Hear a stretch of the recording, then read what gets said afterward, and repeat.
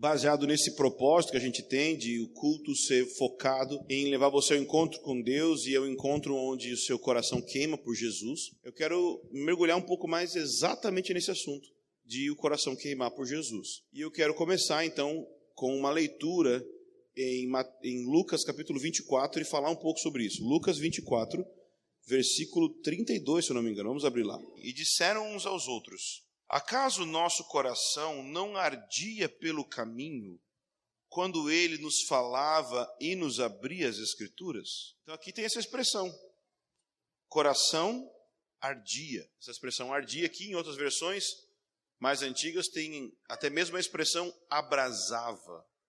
O sentido aí é queimava, o coração queimava. Eu queria pensar sobre esse assunto com você hoje, o coração queimar por Jesus, ok? Vamos orar então? Espírito Santo, quero te pedir que você controle a minha boca, a minha mente, que você controle esse ambiente e nos leve a um lugar de encontro com o Senhor por meio da palavra. Em nome de Jesus. Amém. A passagem aqui é a passagem dos discípulos no caminho de Emaús. O caminho de Emaús, ele fica mais ou menos 11 quilômetros de Jerusalém. E Jesus havia dito para os discípulos que eles deveriam de ficar lá em Jerusalém. E eles estavam a 11 quilômetros aonde Jesus disse para eles ficarem. E por quê?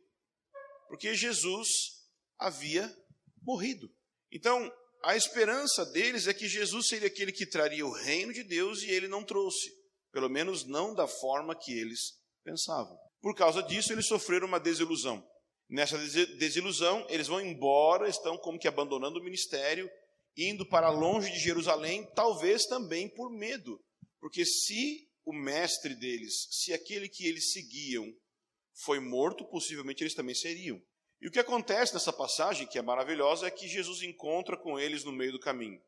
Jesus havia ressuscitado, mas a gente não sabe exatamente o que é que aconteceu.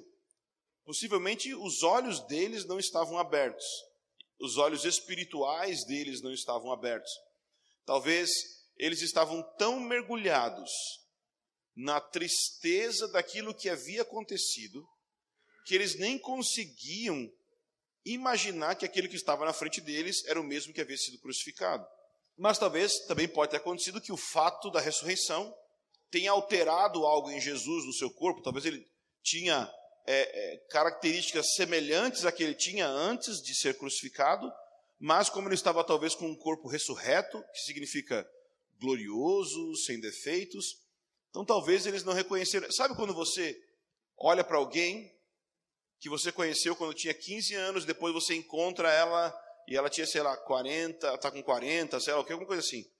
Você sente uma semelhança, mas às vezes você não lembra de onde que eu te conheço mesmo e tal. Então, às vezes, você percebe uma semelhança, mas não sabe quem é. Então, imagina, Jesus era o mesmo, mas talvez passou por alguma alteração por causa da ressurreição. Mas o fato é que eles realmente não... A Bíblia diz que eles estavam com os olhos fechados, espiritualmente falando, para perceber que era Jesus. Eles não perceberam que Jesus estava ali do lado deles. Jesus, então, começa a caminhar com eles e pergunta para eles sobre que assunto eles estão conversando. E o assunto é Jesus. Eles estão falando sobre tudo o que aconteceu em Jerusalém naqueles dias. E Jesus se faz de desentendido e pergunta: que assunto que vocês estão falando? E eles falam para ele: você é o único que não sabe das coisas que aconteceram em Jerusalém, que aconteceu com Jesus? E eles contam para Jesus sobre Jesus. É uma coisa, é tipo a oração de muita gente, né? Já viu pessoa que prega orando? Ó Deus, tu bem sabes. É claro, ele é Deus, né? Tua palavra diz. Sim, eu escrevi, né? Já viu gente pregando para Deus? Em vez de pedir para Deus coisa, ele prega para Deus. Eles encontram com Jesus, ouvem Jesus falando, Jesus prega sobre ele mesmo a partir da Bíblia, maravilhoso esse momento. E aí eles chegam num lugar e Jesus ameaça ir embora. Assim, eles vão parar num lugar para dormir e Jesus vai continuar a viagem. Óbvio que ele ia continuar a viagem, que eles podiam desaparecer e aparecer em outro lugar. Ele estava só tipo, tô indo, hein? Tipo assim, né? E aí os discípulos falaram para Jesus o quê? Fica, Senhor, já se faz tarde. Só que sabe quem é velho?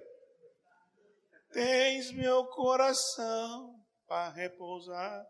Então, Essa música é baseada no caminho de Emaús. Então, eles falam, Senhor, fica, já está tarde e tal. Quer dizer, Senhor não, né? Fique, já está tarde. Jesus ficou ali com eles, e quando ele foi partir o pão, os olhos deles se abriram e eles entenderam que era Jesus. Na hora que eles entenderam, desapareceu Jesus. Aí eles viram um para o outro e falam, nossa, não estava o nosso coração pegando fogo quando ele estava contando para a gente sobre a Bíblia? Né? Quando ele abria as Escrituras para nós? Então, esse negócio de ter um coração queimando, que esses caras experimentaram, não é um mero princípio igual os outros princípios da Bíblia. A Bíblia tem muito princípio importante. Honra, humildade, generosidade, como a gente falou mais cedo sobre as ofertas. Mas existe algo na Bíblia que é mais importante do que todas as outras verdades da Bíblia. Existe algo que Deus exige, pede, comanda para a sua vida, que é mais importante do que qualquer outra coisa. Na verdade, é algo que a Bíblia vai afirmar, que se você não tem, você pode ter tudo, se não tem aquilo, você não tem nada, que é amor. Só que quando a gente fala de amor, qual é a primeira coisa que a gente pensa? Geralmente a gente pensa de amor uns para com os outros. Só que a fonte do nosso amor em relação ao outro é Deus. É somente na medida que eu amo a Deus intensa e corretamente que eu tenho condições emocionais subjetivas de amar o outro. E uma maneira de expressar um coração cheio de amor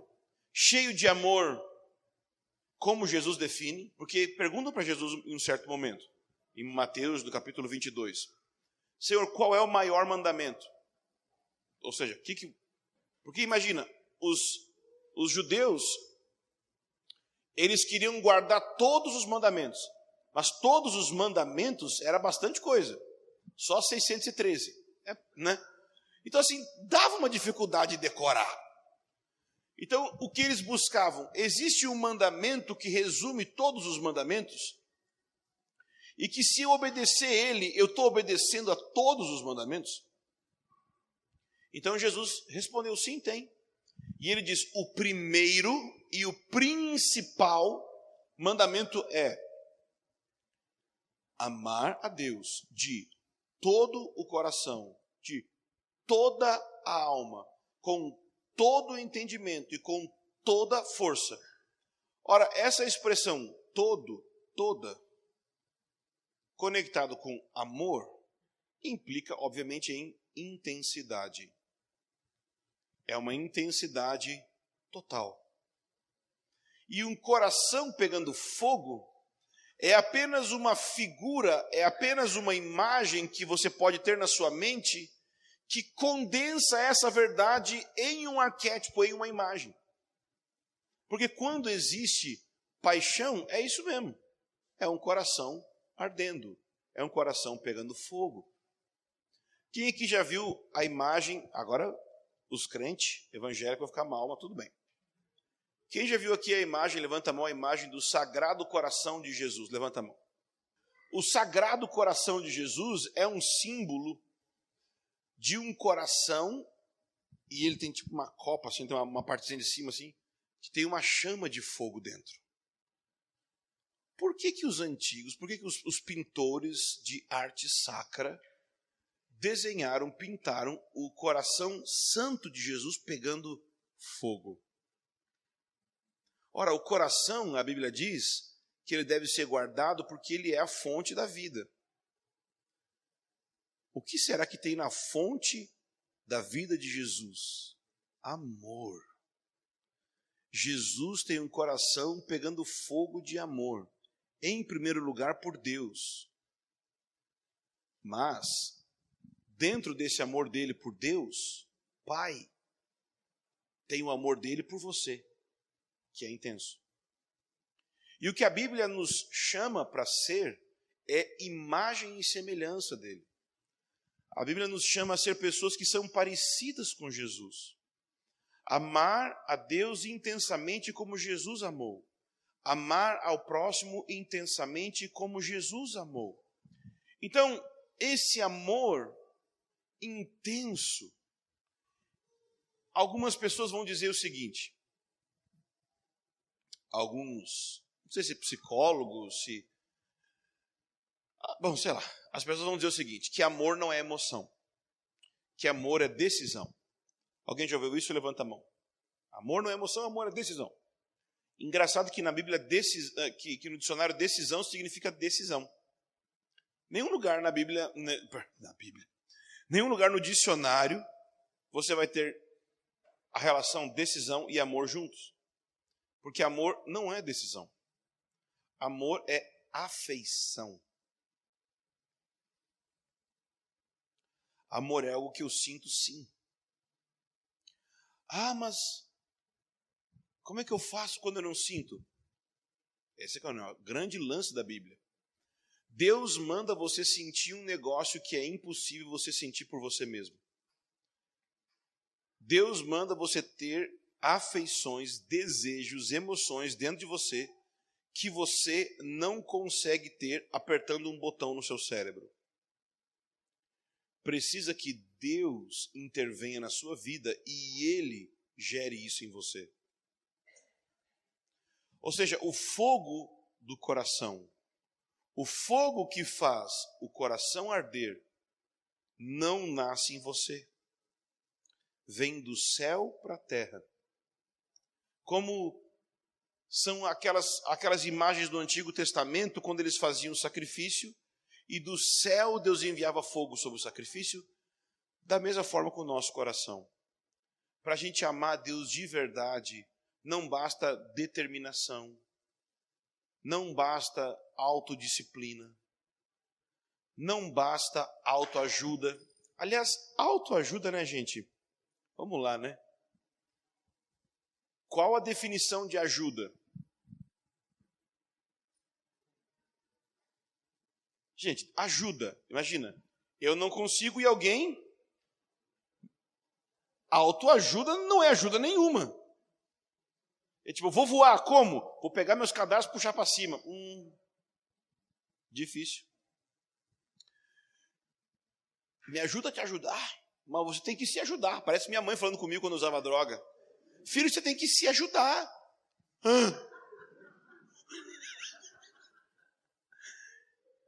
Só que tem gente que é assim em relação à vida com Deus. Acha que ele tem que fazer por onde. Porque a Bíblia diz, né, meu irmão? Faça a tua parte e eu te ajudarei. Né? 1 Heresias, capítulo 1. Em nenhum lugar diz isso. O que a Bíblia deixa claro é que nós precisamos ser pobres de espírito, por quê? Por que nós devemos ser pobres de espírito? Porque o pobre de espírito é alguém que reconhece sua necessidade.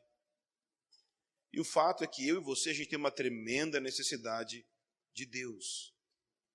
A gente tem uma tremenda necessidade que Deus entre na nossa vida e nos dê um coração queimando por Ele. Senão a gente não vai ser alguém intenso para Jesus, senão a gente não vai ser alguém entregue para Jesus. Mas como que aconteceu? Como que aconteceu que esses caras no caminho de Emaús chegaram a essa experiência que no fim eles concluíram? Nossa, o nosso coração não estava ardendo, queimando, enquanto ele abria as escrituras para nós? Como que eles chegaram nessa experiência? Bom, eles chegaram nessa experiência em primeiro lugar porque eles tiveram um encontro com Jesus. Jesus apareceu no caminho de Emaús e eles andaram com Jesus alguns quilômetros. Então, a primeira coisa, gente, sem um encontro real com Jesus, não tem como seu coração queimar. Mas o fato é que Jesus, que em João vai chamar ele e Hebreus também, de palavra viva.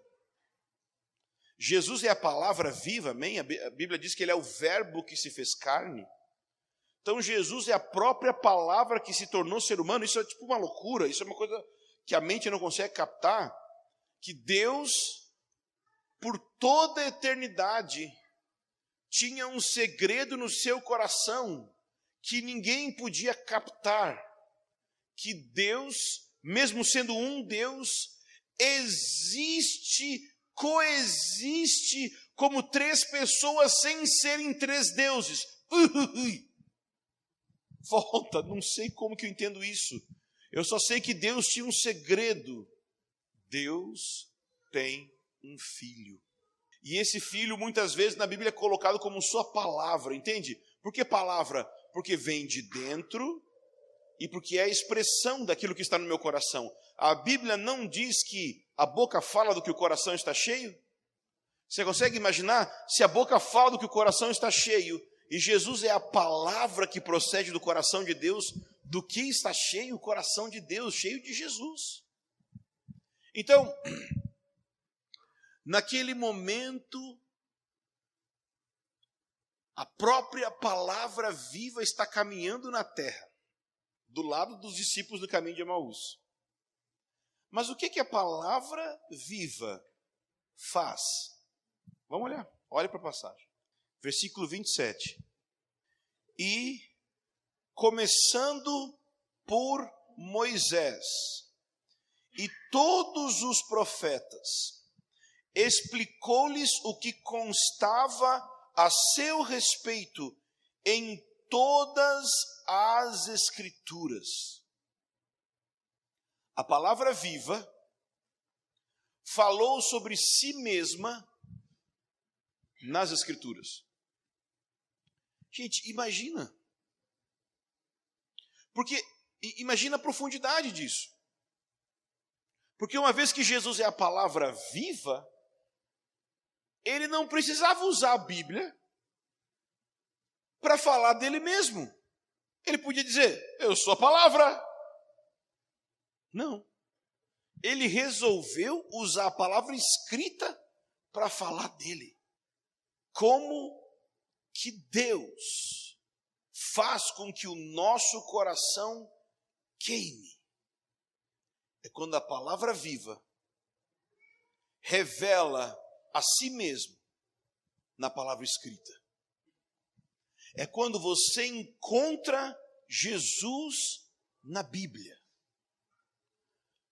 Jesus revelou a Jesus pela Bíblia. Vocês conseguem imaginar, gente?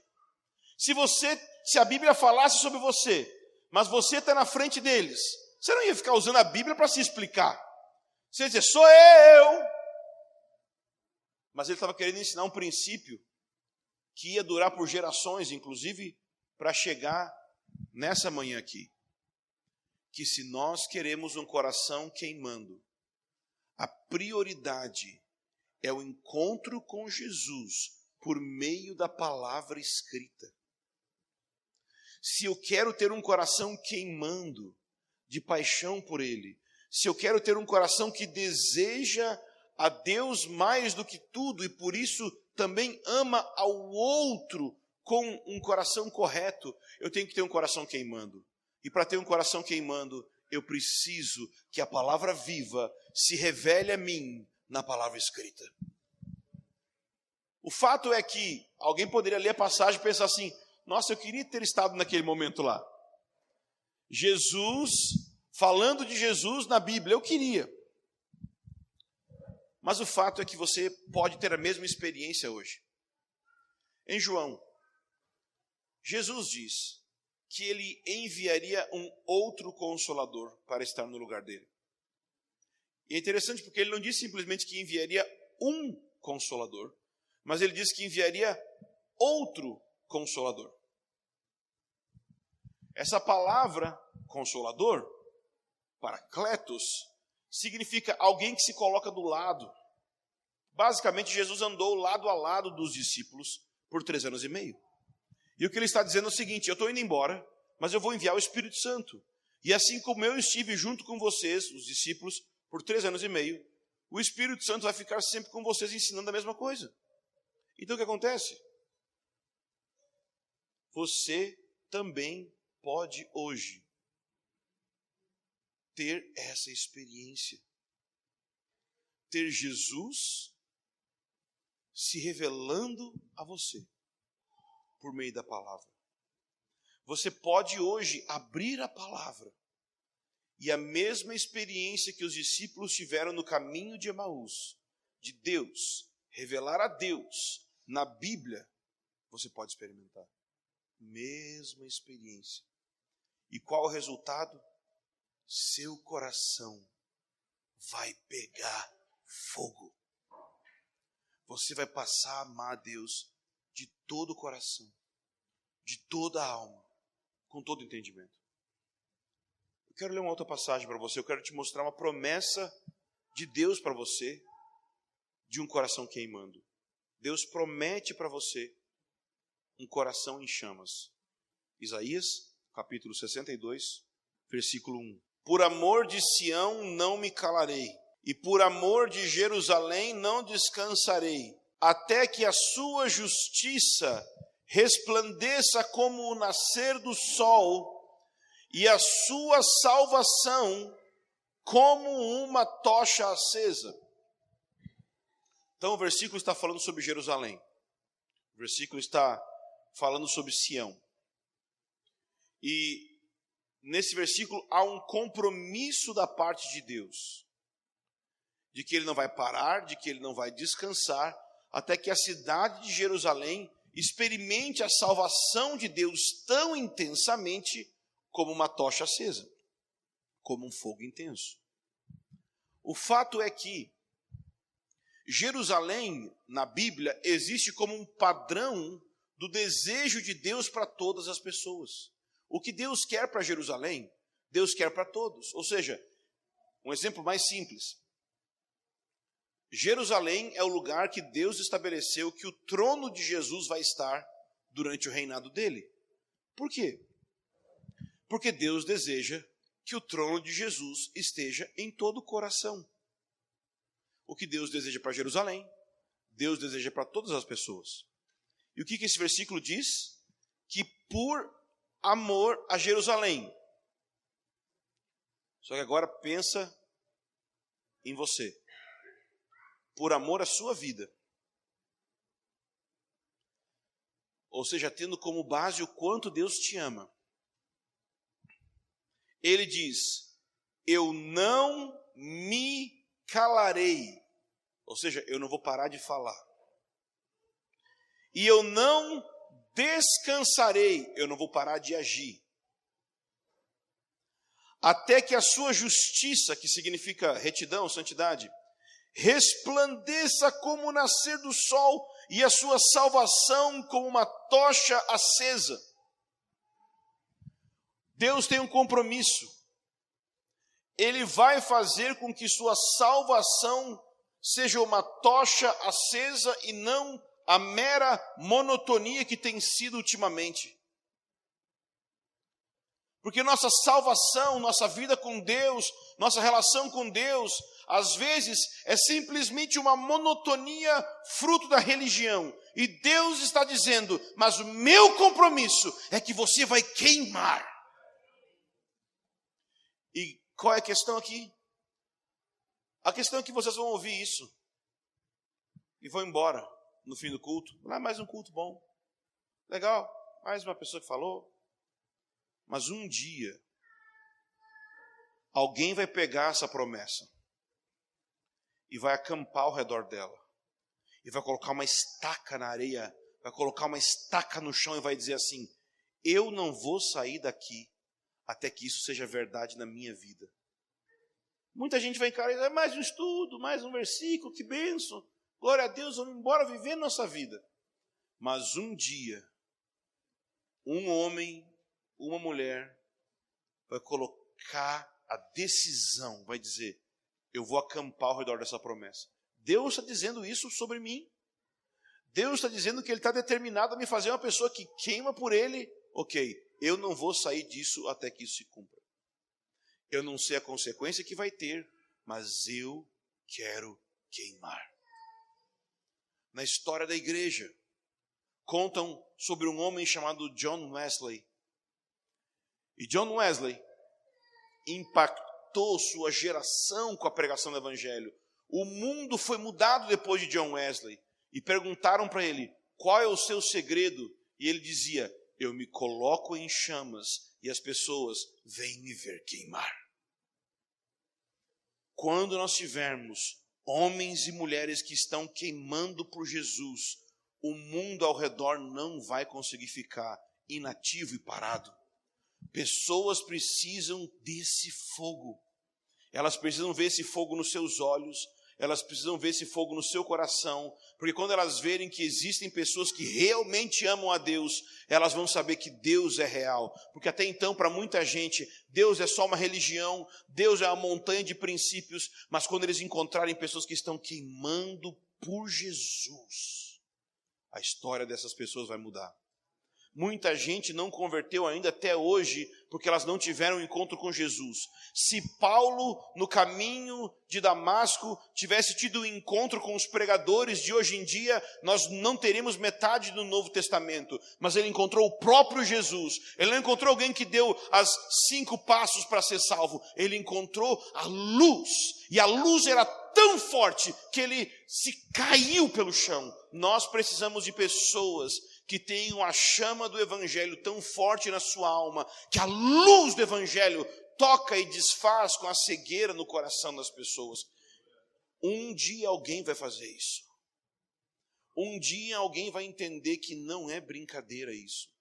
Que isso não é bate-papo para entreter. Quando alguém fizer isso, esse mundo vai ser sacudido com o Evangelho. Existe uma outra passagem que eu queria ler com você em Isaías também, no capítulo 33, Isaías capítulo 33. Essa passagem, deixa eu te explicar, essa passagem aqui de Isaías é bem densa, bem densa. E ela fala sobre o juízo de Deus que vem sobre as pessoas. E também fala sobre o tipo de pessoa que vai sobreviver a esse juízo. E esse juízo de Deus, ele é comparado com o fogo. E aí, no meio dessa passagem, ele faz uma pergunta, no versículo 14. Os pecadores de Sião, Isaías 33, 14. Os pecadores de Sião se assustam. O temor apoderou-se dos ímpios. Aí, olha a pergunta que eles fazem. Quem de nós pode habitar com o fogo consumidor? Quem de nós pode habitar com as labaredas eternas? O que eles estão questionando? É que o fogo de Deus, Deus é santo, a Bíblia diz que Deus é santo. E essa santidade é explicada na Bíblia com a expressão fogo consumidor. Deus é um fogo consumidor. E porque Ele é santo, porque Ele tem um padrão moral elevado, que significa Ele é centrado na sua própria glória. Tudo aquilo que é contra a sua própria glória vai ser consumido pelo fogo do seu zelo. E o que acontece é que eles estão experimentando aqui um juízo que está chegando e vai chegar. E eles se perguntam, quem consegue conviver com um Deus que é dessa forma? Quem consegue conviver com o fogo consumidor? Sabe o que eles estão perguntando no fim das contas? É o seguinte. Gente, viver com um Deus desse jeito só vai dar numa coisa: ofensa. É ofensivo Deus enviar juízo contra pecado. Porque um momento onde a Bíblia fala intensamente sobre o fogo de Deus é no inferno. E Deus enviar pessoas para o inferno é ofensivo. Ofende. Só que o inferno é só uma coisa que lá no fim, quem crê ou não crê no inferno vai estar, se não receber Jesus. Pode discutir o quanto for, a questão é, quando acontecem juízos agora? Quando acontecem dificuldades agora no presente? Como eu posso não me ofender com o fogo de Deus? Se as coisas derem errado na minha vida, se me perseguirem, se o mal bater na porta da minha casa, como que eu faço para não me ofender com o mal que vem contra mim? Seja ele grande, seja ele pequeno. O único meio de habitar com as labaredas eternas é tendo elas no coração. É ser da mesma natureza que elas. Eu só vou conseguir conviver com o fogo se eu passar pelo fogo. Eu só vou conviver com o fogo se eu estou com o coração queimando, se eu estou com a minha vida queimando, se eu sou uma sarça ardente para Jesus. Eu preciso queimar.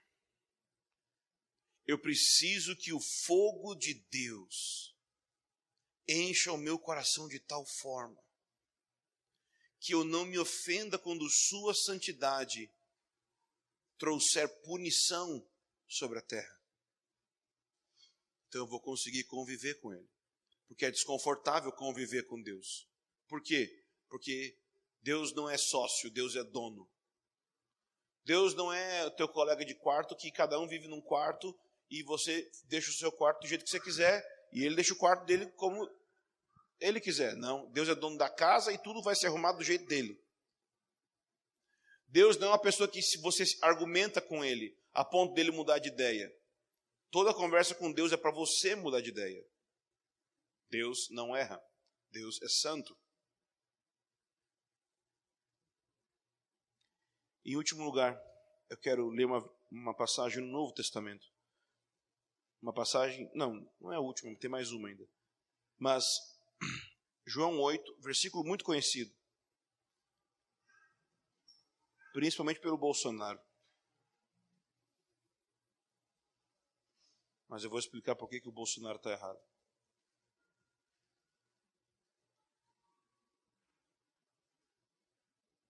João 8, 32. Opa, estou em Romanos. Romanos não é João, né, gente?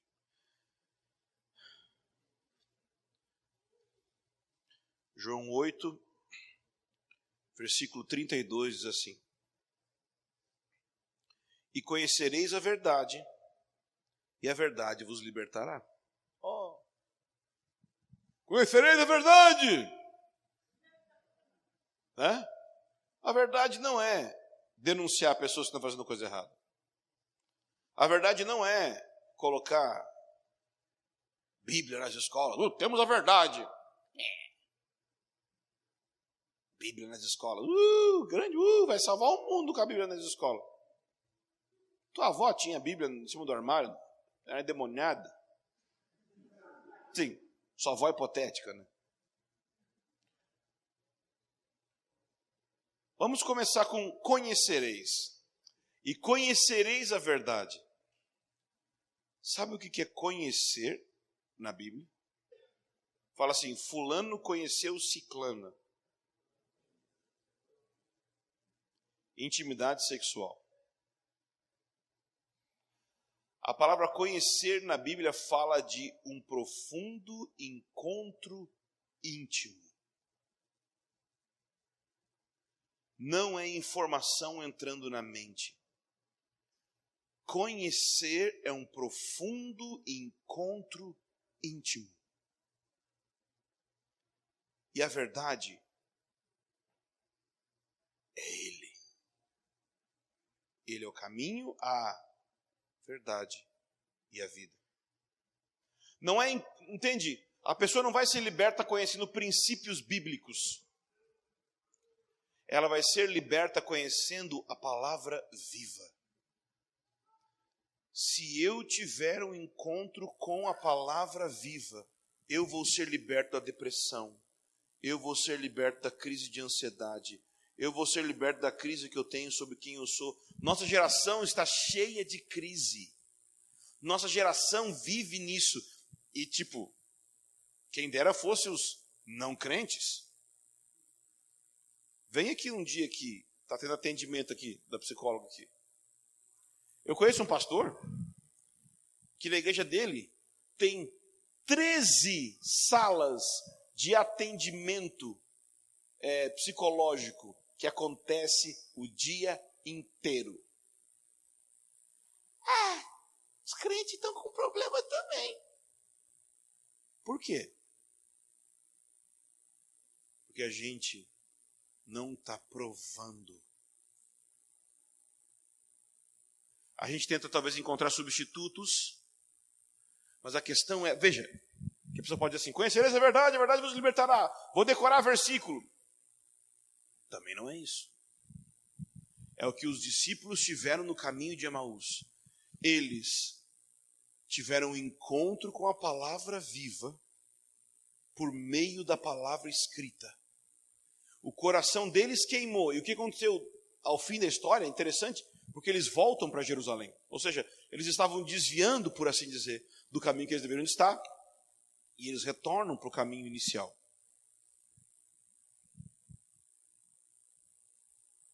Essa semana eu estava aqui na sala orando, e as meninas começaram a cantar. Aliás, nós temos um turno durante a semana, ouve isso. Propaganda agora. Nós temos um turno durante a semana sobre Cantares de Salomão. A oração com a palavra de Cantares de Salomão, com uma equipe só de meninas. Ou seja, é escorrendo doçura. Entendeu? É um negócio louco, Jesus. Aí eu estava ali, aquelas vozes doces, e elas cantando, teu amor é melhor que o vinho, teu amor é melhor que a vida. Meu Deus. A palavra vinho na Bíblia ela sempre representa tudo aquilo que traz alegria. Mas vinho também é aquilo que eu bebo para esquecer os meus problemas. Para muita gente, vinho é Netflix. Para muita gente, vinho é pornografia. Para muita gente, vinho é comida. É tudo aquilo que eu uso para aliviar a minha alma da monotonia, porque eu sinto uma falta de sentido na minha alma, então eu preciso de algo que me alivie. E elas cantando, teu amor é melhor que o vinho. Eu senti claramente, Deus, se eu tiver uma revelação real do quanto você me ama, daquilo que você sente por mim, muitas das crises que eu posso experimentar, que eu ainda experimento hoje em dia, de ansiedade. Se vocês acham que eu estou falando dos outros com crise de ansiedade, é que você não me conhece, ok? Mas os que estão perto de mim sabem. Senhor, as minhas crises vão ser vencidas se eu compreender o quanto você me ama. E eu, enquanto eu orava isso, eu sentia como se eu visse quantas pessoas na nossa geração com depressão, com crise de ansiedade, síndrome do pânico, burnout.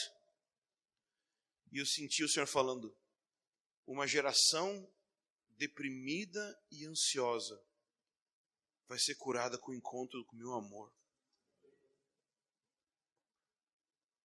Você consegue imaginar? Nós temos a solução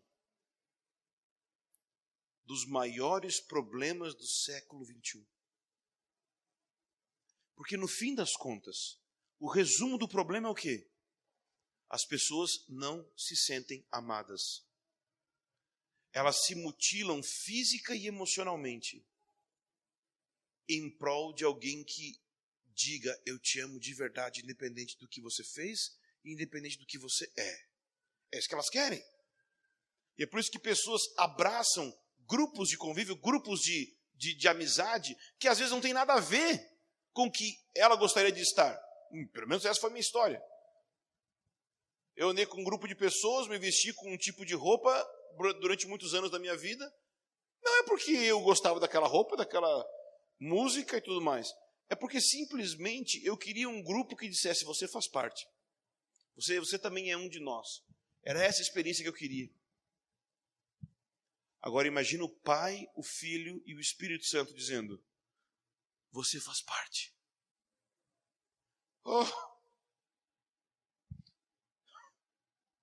Imagina a nossa geração ouvindo isso. Que Deus está convidando eles para ficar perto, para ser amigo. Imagina a nossa geração ouvindo que o coração de Deus está aberto para amar, está aberto para derramar amor, para estar queimando de amor pelas pessoas. E sabe, não é queimando de amor pela humanidade, não. Deus sabe o número do teu telefone, Deus sabe o endereço da tua casa. Ele está falando que Ele ama você. Você. Como que eu posso,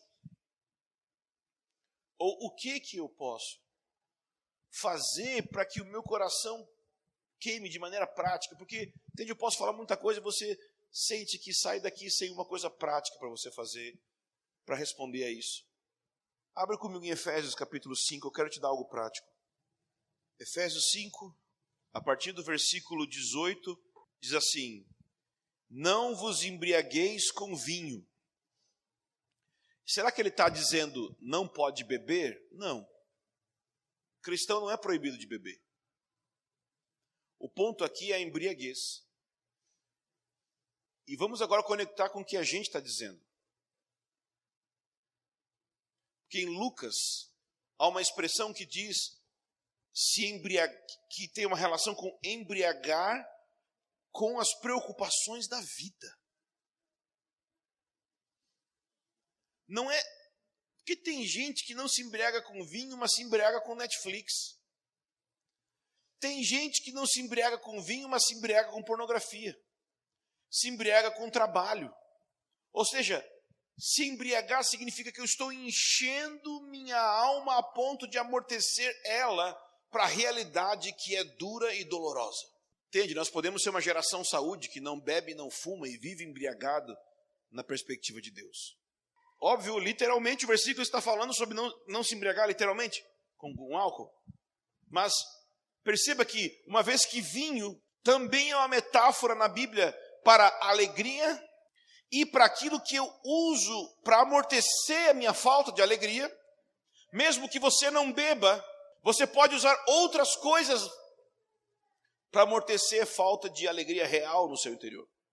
E ele diz, não se embriaguem com vinho, que leva à devassidão.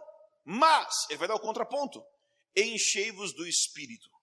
Encher do Espírito é a expressão literal do que coração queimando é de forma simbólica. Entende? Eu não estou dizendo que o seu miocárdio irá queimar. Né? Quando eu falo, eu sei que você entendeu. Mas então o que significa coração queimando? Significa enchei-vos do Espírito. Porque o Espírito Santo é o fogo de Deus. É a realidade do fogo de Deus. Então o que ele está dizendo é, não se embriaga, enche do Espírito. E por que ele está dizendo isso? Porque encher do Espírito vai dar para você o mesmo resultado, só que com implicações eternas, satisfação plena, sem se sentir sujo diante de tudo aquilo que o vinho te promove. Entende? É óbvio que a presença de Deus é muito melhor. Óbvio, claro. Mas eu tenho que colocar aqui, a gente fala muito melhor como se aquilo que está nas mesmas categorias não tivesse relação. Tem relação sim. Ou seja, o que eu quero dizer é que, deixa eu dar um exemplo. No início da semana falou sobre isso aqui na reunião dos presbíteros, depois a gente falou na reunião caseira também. Quando você sai de férias, ou quando você sai no fim de semana, o que você faz para descansar? Já parou para pensar que a última coisa que a gente faz para descansar, quando a gente pensa, vou descansar, a última coisa que a gente pensa é, vou ter longas horas de oração? Porque encontro com Deus, na nossa mente, é dever religioso e não fonte de deleite. Mas existe um lugar, a Bíblia diz, e isso é que me pega, na tua presença a plenitude de alegria, e na tua destra existem delícias perpétuas. Já pensou? A gente não está com essa equação na cabeça. Para a gente, descansar é o quê? Não, pelo amor de Deus, sou pastor, não quero ver Bíblia por um mês. Nossa, tirar as férias de Deus, pelo amor de mim. Nossa, só Bíblia, só, né? Não. Eu li uma frase de um livro que eu estou travado nela. Ele disse assim, sobre muitas pessoas que deixam a igreja e que deixam o cristianismo. Tem vários motivos, mas um deles, um grupo de pessoas deixa porque a vida cristã se tornou mais um dever e mais um problema e não a solução dos seus problemas. Sabe como é que é? Não, eu tenho tudo na minha vida que eu tenho que fazer e ir na igreja, e não falar palavrão, e ouvir essas músicas, e em vez de ser a solução dos problemas. Sabe, é um peso ao invés de um meio de tirar o peso. Nós precisamos de um encontro real com Ele, a tal ponto que nós somos cheios do Espírito, um enchimento que desfaz com a embriaguez e o vinho de tudo aquilo que não é do reino, que não é duradouro, que não é completo. Mas até agora eu não respondi. Eu não disse de maneira prática como você pode, de fato, entrar nisso. Eu só falei que você tem que ser cheio do Espírito Santo. Ah, beleza. Ele responde. Próximo versículo, ele responde: como ser cheio do Espírito Santo? Falando entre vós com salmos, hinos e cânticos espirituais, cantando e louvando ao Senhor no coração.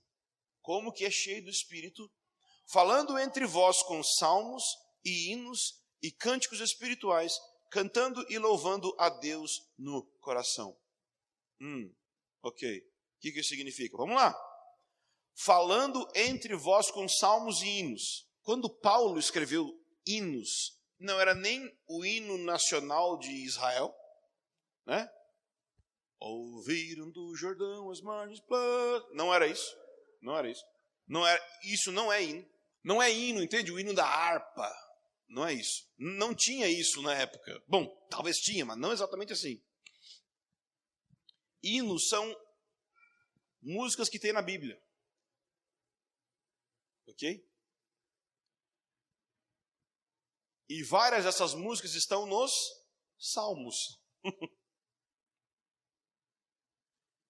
Então, a primeira coisa que eu preciso para ser cheio do Espírito Santo, ou para, colocando de outra forma, para ter um coração queimando, eu preciso cantar a Bíblia. What? De todas as soluções, essa parece que tem menos a ver.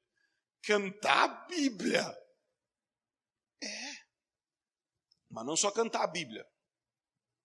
Olha o que ele diz. Falando entre vós com salmos, hinos e cânticos espirituais. Cântico espiritual é só uma outra palavra para aquelas canções que a gente canta, tanto em línguas quanto com entendimento, mas que você não conhecia previamente a melodia. Você simplesmente deixa que a melodia flua conforme você canta. Então é cantar a Bíblia, mas é cantar também espontaneamente a Bíblia. Cantar a Bíblia, mas cantar espontaneamente a Bíblia. E não só isso, tem mais uma coisa. Porque se fosse só isso, né? A equipe da sala de oração seriam as pessoas mais santas do mundo. Por que às vezes não é? Por causa do último, que é a parte que pega. Que pega para mim, que pega para o Esdras, que pega para todo mundo que trabalha com adoração. Cantando e louvando ao Senhor no coração. Porque é possível cantar até cântico espontâneo e o coração não estar conectado. Quem trabalha com música sabe que é possível. Eu preciso cantar a Bíblia espontaneamente no coração. Ou seja, o coração tem que estar envolvido. Gente, eu quero explicar isso claramente a vocês. Deus criou a música, gente. Música não tem poder em si mesmo. Quer dizer, tem poder, é um instrumento poderoso, mas, mais do que isso, a música é um veículo que Deus criou para acesso das tuas emoções. Já viu como que música pode alterar suas emoções? Se você tem uma emoção específica, você pode ouvir uma música para ir contra aquela emoção e você melhorar, ou para intensificar aquela emoção e você experimentá-la fortemente. Então a música foi criada para acessar as suas emoções. O problema é qual a letra da música que você ouve. Por quê? Porque a letra é o conteúdo que a música está transportando para dentro da sua alma. Então, quando você canta a palavra de Deus, suas emoções são mexidas e entra dentro da sua alma a palavra. Entende? Só que você tem que fazer isso no coração, porque senão entra só no cérebro. Mas, se nós começarmos a praticar, cantar espontaneamente a palavra de Deus, com um coração aberto, nossa química emocional vai mudar. Nossa realidade emocional interior vai mudar. E nós vamos ser de fato pessoas que conheceram a verdade e, portanto, foram libertas. Pessoas que, de fato, vão ter a sua vida queimando por Jesus e o coração ardendo por Jesus. É por isso que nessa comunidade nós temos esse compromisso de, na sala de oração e nas reuniões de oração, nós queremos orar e nós queremos cantar a Bíblia. Nós não queremos simplesmente cantar aquilo que está no nosso coração, simplesmente cantar aquilo que está na nossa cabeça e nem simplesmente cantar a música da moda. O nosso alvo é cantar a Bíblia. O nosso alvo é orar a Bíblia, porque a gente acredita que se isso for feito constantemente, em alguns anos, nós vamos ter uma comunidade aqui de pessoas queimando por Jesus e sacudindo o mundo ao seu redor. Amém?